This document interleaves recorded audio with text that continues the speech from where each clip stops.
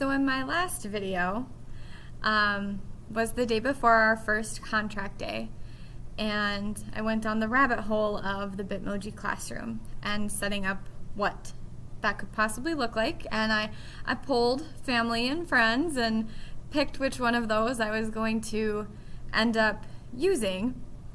And then I got to school. I got back to work. I got in the building with all of the meetings that we had going on, and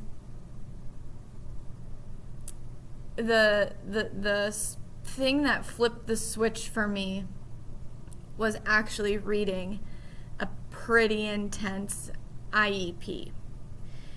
And after I saw that, I went, I don't give two F-bombs about a Bitmoji classroom right now. If I'm gonna have this, I need to worry about accommodations. And it was just kind of more of like a slap in the face of, hey, it doesn't matter if you have a Bitmoji classroom. It matters if you're taking care of your kids. I'm Nicole with Dear Teacher Instructional Coaching, and I'm here to tell you that it is okay if you don't have a Bitmoji classroom. I was super excited about it, and I created one. I created an image where I can edit things to, and I think it would be really, really fun to use. And that's something that I think would be really, really cool. It just isn't priority for me right now. If you're somebody who has been more organized and set to go, and you don't have 8 million sticky notes this long sitting around your desk like I do, I get why you want to make it. And a lot of this stuff, I also feel like I'm sort of late to the party with the Bitmoji classroom thing, because there's plenty of teachers in our school district who have those made. And teacher next door, social studies teacher, she's phenomenal with all of that stuff. She is like wild. I don't even know. I don't think she sleeps, really. I don't know how she does all of it. And she has that cool stuff. So I'm like, you know what? They're seeing that with another teacher. It doesn't have to be me. I don't need to be the one who is super wildly creative. And honestly, that's not my forte. You know, when I actually had, bulletin boards, it was one bulletin board that was awesome, but I left it up all year for multiple years. I am not creative in that way, and that is what she loves, and that gives her peace of mind. And for me, it becomes a little bit more of a stressor.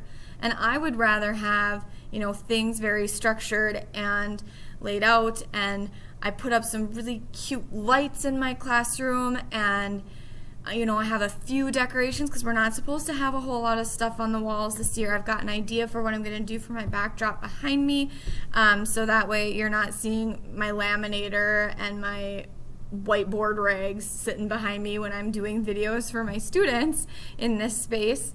I have ideas for that kind of stuff, and I think that's where my mind more so needs to be right now. And if you're feeling the pressure to do the cute stuff can wait.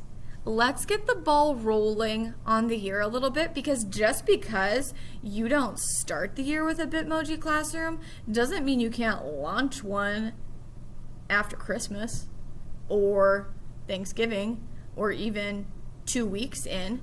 So we had talked about my goal of doing personalized learning, and I'm kind of working on more of like a gradual release model with that.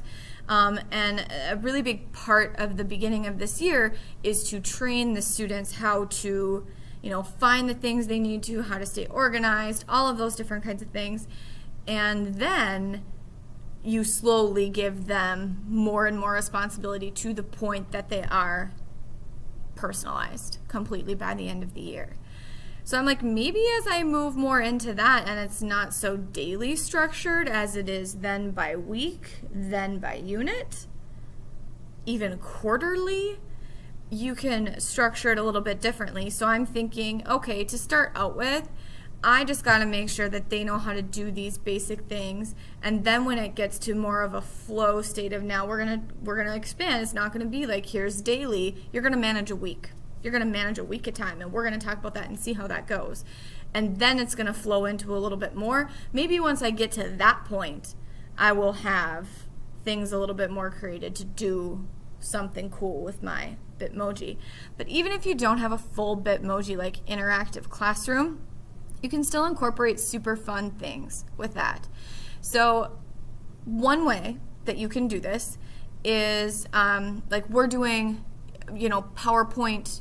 If you're doing a PowerPoint presentation, use the Google Chrome extension and just toss your Bitmoji into like the start slide of your PowerPoint. Or maybe if you're doing voiceover, put the microphone with your Bitmoji, and that way they have to click your Bitmoji to hear your voice.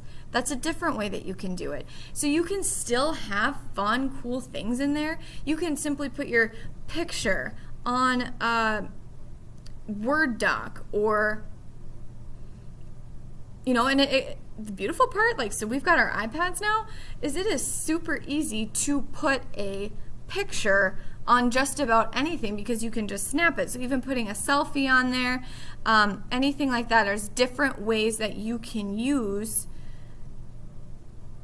Bitmojis or pictures without actually having some grandiose interactive classroom.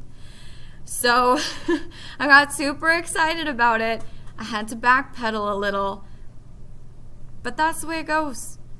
We have kids in 3 days. We had a staff meeting today clarifying information for us for how we're delivering content.